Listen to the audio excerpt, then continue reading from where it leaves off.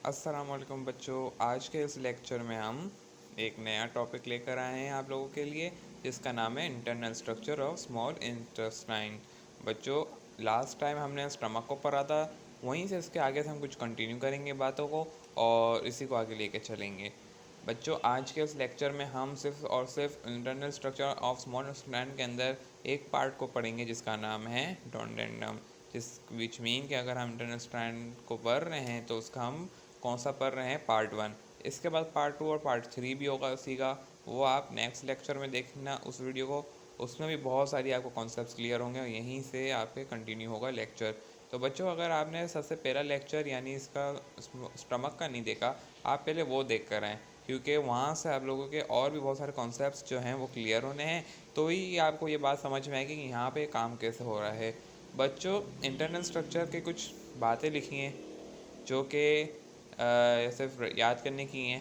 एक मैंने डायमीटर के बारे में लिखा है, लॉन्गिट्यूडनल क्या होता है।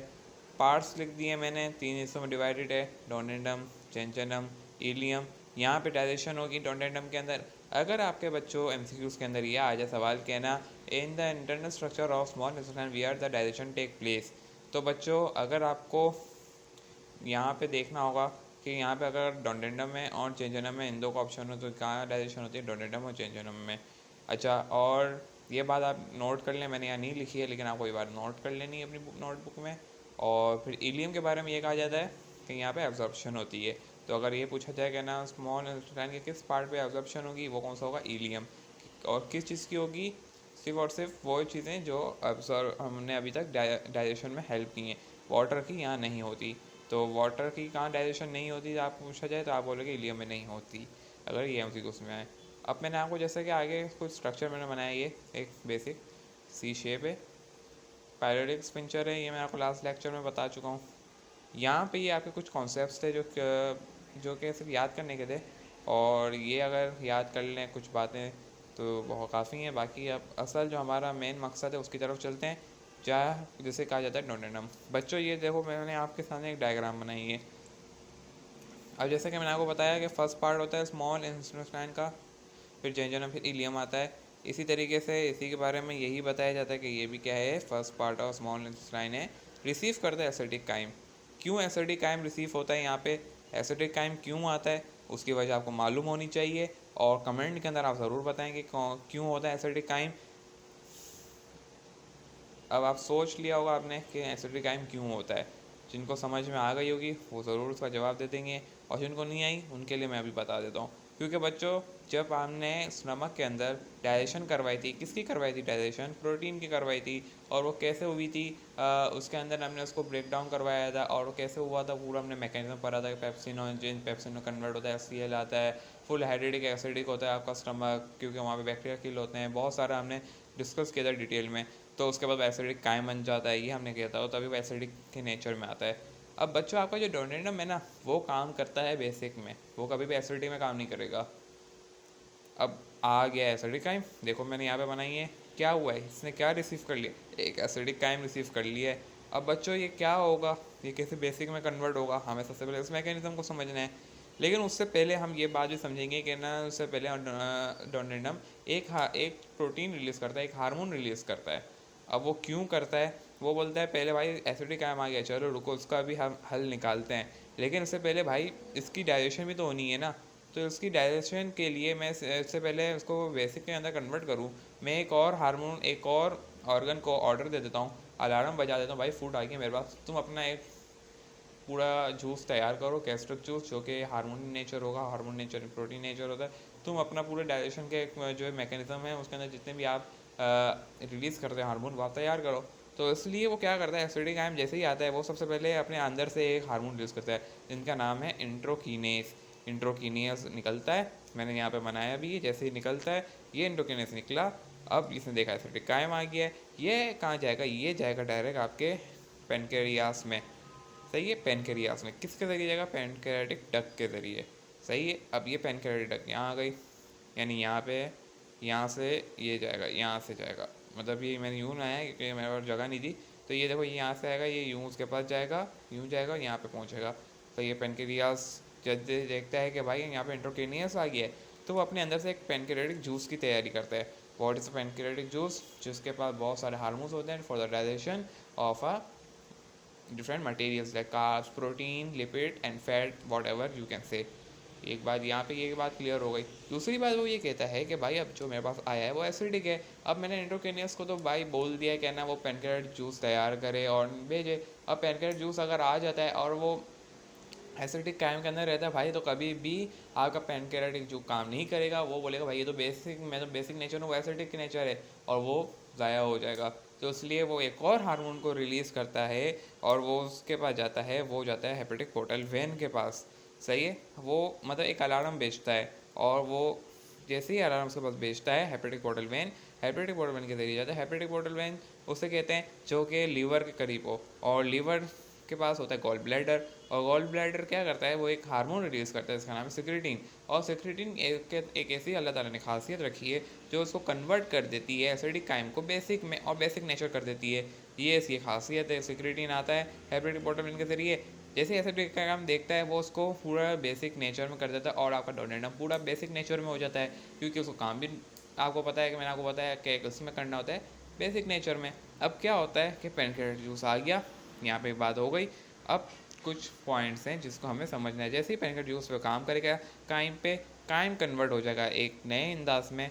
क्या होगा, कैसे होगा, वो आप नेक्स्ट वीडियो में देखेंगे पार्ट 2 में। जब तक के लिए आपका क्वेश्चन मार्क है। यहाँ पे बात क्लियर हो गई। अब पैनक्रियाटिक जूस आता है, कैसे काम करता है, हमें पहले इसको समझना होगा। तो बच्चों मैंने कुछ पहले बात लिख दी है, पहले आप ये इसको देखें। जैसे मैंने आपको बताया, इससे पहले हम पैनक्रियाटिक जूस की तरफ जाएं, लेकिन उससे पहले आपको ये कुछ बातें समझना ज़रूरी है। तो जैसे मैंने आपको बताया कि ना डोनेटम वर्क करता है इन बेसिक में, ये बात क्लियर हो गई। फिर कायम आता है, जिसके कायम जैसे ही आता है वो जो कि एसिडिक नेचर में होता है, क्या होता है, एंडोक्रिनियस रिलीज होता है। सही है, रिलीज भी हो गया। वर्क करेगा किस पे, पेनक्रियास पे। पेनक्रियास पे जैसे ही काम करेगा, पेनक्रियास रिलीज कर देगा पैनक्रियाटिक जूस, मैंने को बताया। और एट द सेम टाइम डोनेटम अलर्ट कर देगा एक और जूस को जो कि गॉल ब्लैडर है, और रिलीज़ कर देगा सिक्रेटिन गॉल ब्लैडर। और कहाँ काम कर देगा, बेसिक काइम को कन्वर्ट करने में मदद करेगा। ये कुछ एक पॉइंट्स थे जो कि यहाँ पे आपके बात क्लियर हो गई होगी। अब हम जाते हैं पैनक्रियाटिक जूस जो कि होता क्या है। जब तक के लिए मैं कैमरा एक मिनट फोकस कर लूँ। बच्चों जी देखो, मैंने यहाँ पे आपके लिए पैनक्रियाटिक जूस बनाया है। अब मैंने आपको जैसे बताया कि इंट्रोकीनेस आएगा, इंट्रोकीनियस वर्क करेगा पैनक्रियाटिक जूस पे, पैनक्रियाटिक जूस रिलीज होगा और वो आपके काइम पे काम करेगा। अब कौन से इसके अंदर हार्मोन्स होते हैं मौजूद, हमें उसको समझना है कि कौन से अंदर अल्लाह ताला ने कौन से लिक्विड और जूसेस रखे हैं, पहले उसको हम समझते हैं। तो बच्चों पैनक्रियाटिक जूस के अंदर सबसे पहले आता है ट्राइप्सोजोनोजिन। जैसे आपका स्टमक के अंदर पेप्सोनोजिन था और वो क्या करता था, वो इनएक्टिव था, ऐसे ही ट्राइप्सोजिन भी इनएक्टिव होता है। एंडोक्रिनियन से आता है और वो उसको कन्वर्ट कर देता है ट्राइप्सोजिन को ट्राइप्सिन में। जैसे ट्राइप्सिन कन्वर्ट हो जाता है, ये पूरा प्रिपेयर हो जाता है जूस एक।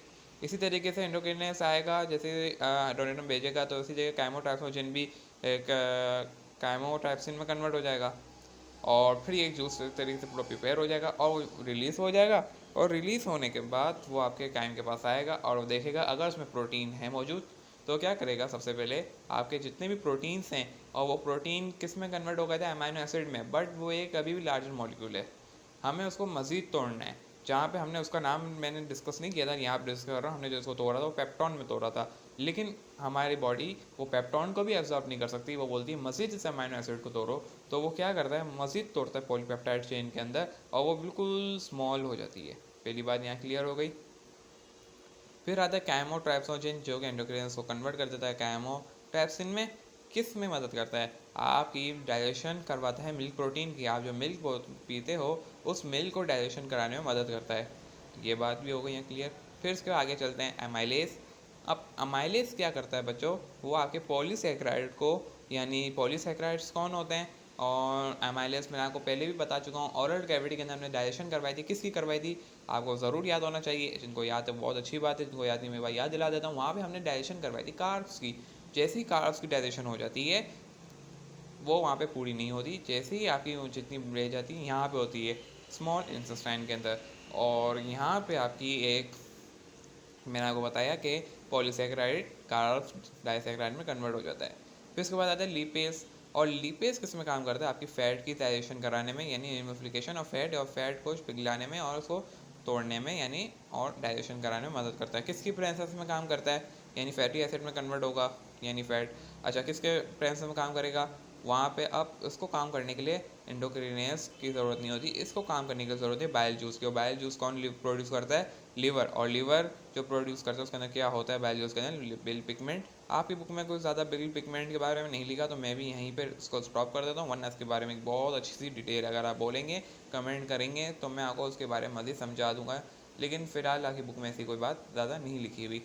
अब बच्चों यहाँ पे तो आपका ये एक छोटा सा लेक्चर था आज डोनेटम का, जो कि पूरा होता है। अब यहाँ पे बहुत सारे आप लोगों के एमसीक्यूज़ कवर हुए।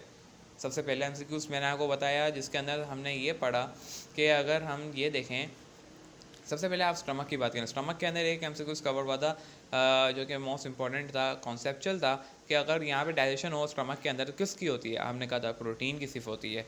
आज के इस लेक्चर में हमने देखा कि ना स्मॉल इंटेस्टाइन के अंदर के एब्जॉर्प्शन डाइजेशन के बारे में समझा कि डाइजेशन कहाँ कहाँ होती है, जेजुनम और डोडेनम में, और इलियम में जो है आपकी एब्जॉर्प्शन होती है, किस चीज़ की होती है, ये सब पर हमने। अब हम पैनक्रियाटिक जूस के बारे में पढ़ा कि ना आपका जो पैनक्रियाटिक जूस किस में काम करता है, बेसिक नेचर में, और डोनेटम को पहले बेसिक होना होता है और क्यों होना होता है, और जो आपका रिसीव होता है एसिडिक कायम होता है, क्यों रिसीव होता है, ये भी एक एमसीक्यूज बनता है। फिर उसके बाद हमने बहुत सारे एमसीक्यूज क्लियर किए। अब एक और नया एमसीक्यूज आपके सामने मैं लाया हूँ कि अगर हमने स्टमक के अंदर पढ़ा था कि किसकी डाइजेशन हो रही है, प्रोटीन की, तो यहाँ पे किस किस की हो रही है, यहाँ पे बच्चों प्रोटीन प्लस मिल्क की प्लस फैट की हो रही है। यहाँ पे 3 डाइजेशंस हो रही हैं और साथ में कार्ब्स की भी हो रही है, यानी टोटल कितनी हो गई, 4 डाइजेशन हो गई। तो अगर पूछा जाए कि कितनी टाइप की डाइजेशन हो रही होती है स्मॉल इंटेस्टाइन के डोनेटम पार्ट के अंदर, बोलेंगे 4। और पूछा ना नाम पूछ लिया जाए तो आप यहाँ से क्लियर हो चुका होगा कि कैसे डाइजेशन हो रही होती है, इन सब के बारे में आपको पता चल गया होगा। तो बच्चों आज का यहीं पे इस लेक्चर को एंड करते हैं। इंशाल्लाह फिर नेक्स्ट लेक्चर में आपसे मिलेंगे और उसमें हम जेजनों को कवर करेंगे। अल्लाह हाफिज़।